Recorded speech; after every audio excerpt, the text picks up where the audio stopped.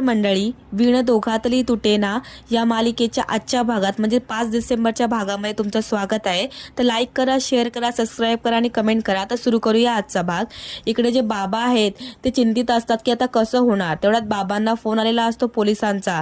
Police म्हणतात की एक चोर जो आहे तो सापडलेला आहे। बाबा लगेच स्वानंदीला फोन करतात आणि म्हणतात की नंदू, आताच पोलिसांचा फोन आला होता की त्यांच्यातला एक चोर जो तो सापडलेला आहे। स्वानंदी म्हणते, काय बाबा तुम्ही खरं बोलताय? त्यावर ते म्हणतात की हो, मात्र आता अंशुमनची पूर्ण फाटलेली असते, कारण अंशुमनला त्याच्या मॅनेजरचा फोन आलेला असतो की सर माफ करा की आपल्यापैकी एका गुंडाला त्या पोलिसांनी पकडलेला आहे। त्यावर अंशुमन विचारतो, काय हे कसं शक्य आहे? त्यावर तो मॅनेजर म्हणतो, हो खरंच शक्य आहे, पोलिसांनी त्यापैकी एका गुंडाला पकडून पोलीसमध्ये नेलेला आहे। ऐकून अंशुमन मात्र खूप घाबरलेला आहे। इकडे स्वानंदी लगेच समरला फोन करते आणि सांगते की चोर सापडला म्हणून। समर लगेच म्हणतो की तुम्ही माझ्या भावालाच चोर म्हणून मोकळा झालेला होता, बरं झालं चोर सापडला तो। तर असा हा आजचा भाग आहे। तर बघूया भाग डिटेलमध्ये। तर सुरू करूया आजचा भाग। तर बाबा जे आहेत ते चिंतित असतात की आपले पैसे कोणी नेलेत, ते गुंड केव्हा भेटतील।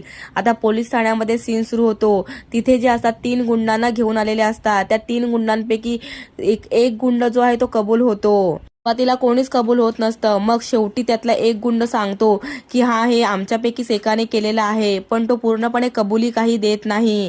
पोलीस त्याला खूप मारतात पण तो पूर्ण कबुली देत नाही, फक्त सांगतो की हा साहेब मी केलेला आहे म्हणून। पूर्ण काकुलटीला येऊन तो गुंड बोलत असतो। आता एकाने कबुली दिल्यावर पोलिसांचा जो निर्णय असतो तो पक्का झालेला असतो की या चोरांनी चोरी केलेली असावी। त्यानंतर पोलीस लगेचच रोहनच्या बाबांना फोन लावतात। रोहनचे बाबा म्हणतात, काही तपास लागला का सर? त्यावर पोलीस म्हणतात, हा, ह्यापैकी एक गुंड जो आहे तो कबूल आलेला आहे, त्याला माहित आहे की कुठून आणि कशी चोरी झालेली ते। बाबा म्हणतात, वा, खूप छान काम झालं। पोलीस म्हणतात, हो, आमचं तर कामच आहे ते, आम्ही आमची ड्युटी पूर्ण करतोय। बाबा त्यांना लगेच थँक्यू असं म्हणतात। आता जे पोलीस आहेत ते बाबांना रिक्वेस्ट करतात आणि म्हणतात की तुम्ही एक दिवस येऊ शकता का पोलीस स्टेशनमध्ये 1 तासासाठी? त्यावर बाबा म्हणतात, हो मी येईन। पोलीस म्हणतात, कारण आयडेंटिफिकेशन करण्यासाठी, त्या चोराची ओळख पटवण्यासाठी तुमची गरज आहे, त्यामुळे तुम्ही पोलीस ठाण्यामध्ये एकदा येऊन जावं। बाबा म्हणतात, हो मी नक्की येईन। त्यावर पोलीस म्हणतात, आम्ही तुम्हाला वेळ आणि टायमिंग सांगून देऊ, त्या वेळेनुसार तुम्ही पोलीस ठाण्यामध्ये या। बाबा म्हणतात, ठीक आहे, चालेल। आता बाबा जे आहेत ते बऱ्यापैकी खुश झालेले असतात, तरी त्यांच्या मनात धाकधूक मात्र असतेच। लगेच बाबा ही न्यूज जाऊन रोहनला आणि अधीराला सांगतात। मंदाही ती न्यूज ऐकून थोडीफार खुश होऊन जाते। मंदा म्हणते, देव सगळ्यांचंच चांगलं करतो, आपलं का बरं वाईट करेल? असं बोलून मंदाही खुश होते। तिलाही त्या पैशांच्या भेटण्याचा काहीतरी आधार वाटू लागतो। अधीरा म्हणते, बाबा तुम्ही एकटे जाऊ शकाल का पोलीस स्टेशनमध्ये? बाबा म्हणतात, हो मी जाईन, रोहन आहेच की माझ्यासोबत। असे बोलून बाबा म्हणतात, मी लगेच स्वानंदीला फोन करतो। आणि तेवढ्यात बाबा लगेच फोन घेतात आणि नंदूला फोन लावतात। बाबांनी आता स्वानंदीला फोन लावलेला असतो। स्वानंदी लगेच फोन उचलते। ती विचारते, बाबा तुम्ही कसे आहात, काय करतात? त्यावर स्वानंदीचे बाबा म्हणतात, मी ठीक आहे नंदू, तू कशी आहेस? स्वानंदी म्हणते, ठीक आहे, काही तपास लागला का चोरांचा? त्यावर बाबा म्हणतात, हो, आत्ताच वांद्रे पोलीस स्टेशनमधून आपल्याला फोन आला होता, तिथले पोलीस खूप चांगले आहेत, त्यांनी 3 चोर पकडून आणले, त्यापैकी एक चोर होता तो कबूल आलेला आहे, त्याला माहित आहे की बाकीचे चोर कुठे गेले आणि कुठे आहेत ते। हे ऐकून स्वानंदी खूप खुश होते। ती बाबांना म्हणते, वा बाबा, खूप बरं झालं, देवाने आपली खूप चांगली मदत केली।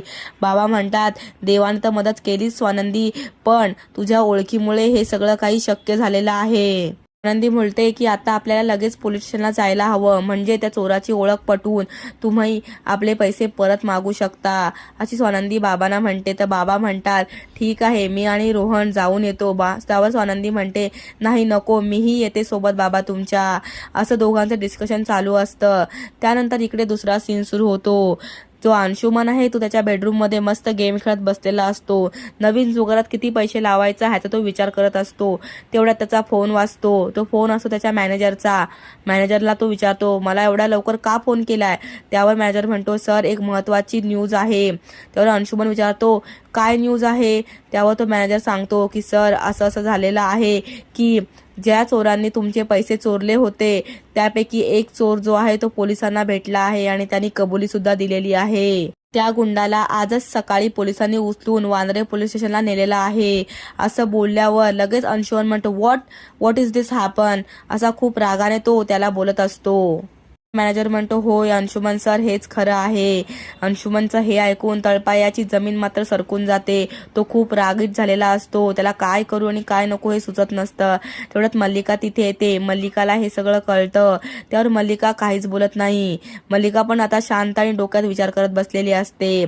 स्वानंदी आता लगेचच समरला फोन लावते आणि म्हणते, समर सर. प्लस समर म्हणतो, काय तुम्ही सारखे सारखे मला फोन करताय? त्यावर स्वानंदी म्हणते, मिस्टर मारवाडे, माझं तुमच्याकडे काम आहे म्हणून तुम्हाला फोन केलाय. बिना कामाचा मी काही तुम्हाला फोन करत नाही. त्यावर समर म्हणतो, बोला काय आहे ते, लवकर बोलून संपवा एकदाच.